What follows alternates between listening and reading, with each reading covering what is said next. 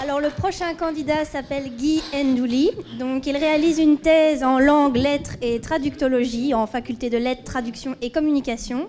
Sa thèse s'intitule Études comparatives du Kituba et des langues d'influence, autrement dit aujourd'hui le Kituba, une langue créole.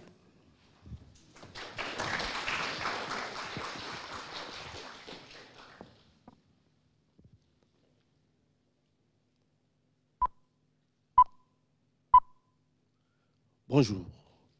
Qui suis-je? Cette question, tout le monde peut se la poser. Kirikou même, le personnage principal des dessins animés d'Afrique, mais très connu, se posait cette question. Il se posait cette question et il a demandé à sa mère de l'enfanter. Le Kituba, aujourd'hui, nous interroge. Il nous demande de dire ce qu'il est. Il nous demande de le catégoriser, de le mettre dans une catégorie de langues. Mais que diable, pourquoi veut-il être une langue créole? Pour répondre à cette question, je vais donc me référer aux Haïtiens, aux Martiniquais, aux Réunionnais et aux Guyanais. Ce sont là des langues créoles qui sont connues. Et ces langues ont en commun avec le Kituba d'être nées dans des situations terrifiantes, dans des situations d'esclavage, dans des situations de domination.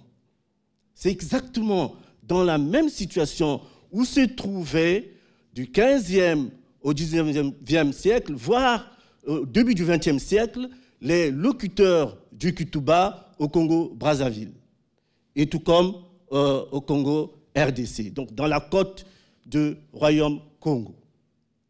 Et le deuxième critère pour dire qu'une langue est créole, c'est que ces langues ont totalement été modifiées par rapport aux langues de base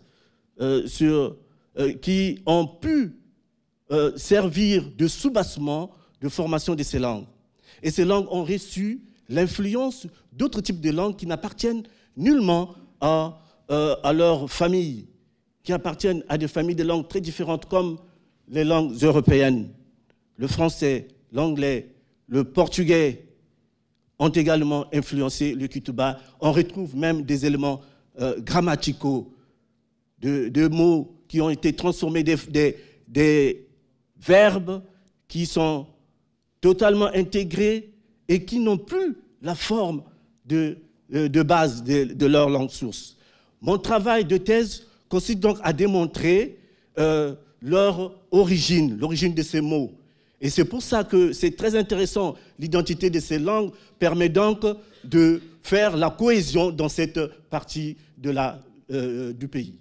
Merci beaucoup.